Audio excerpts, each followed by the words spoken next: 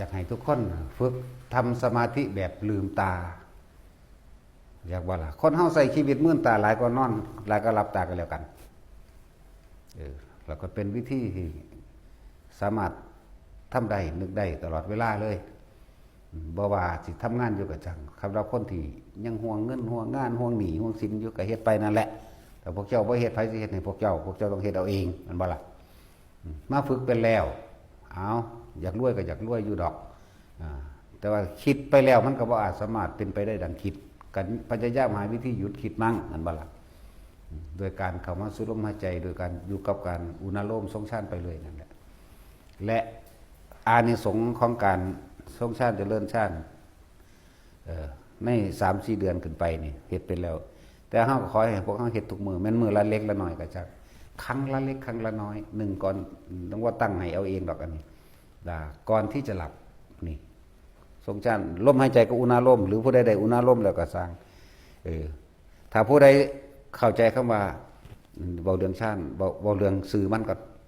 ลมหายใจกับอุณาโลมเกิดนี่เรียกปฐมฌานบางทีเฮาบ่ได้คิดถึงลมหายใจอยู่ดื้อๆก็คำว่าอยู่เฉยๆนี่ความคิดมันบ่แล่นไปเด้อุณาโลมเกิดขึ้นเลยนึบขึ้นหรือบนหัวเกิดขึ้นเลยเนี่ยประกอบกับการฟังธรรม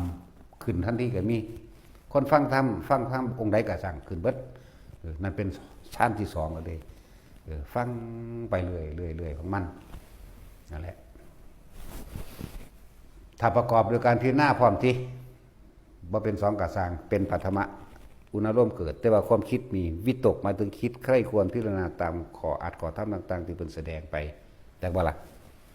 อันนี้เลิศว่าสมถะและวิปัสสนาเกิดขึ้นพร้อมกันสมถะภาวนาวิปัสสนาภาวนาเกิดขึ้นพร้อมกันเลย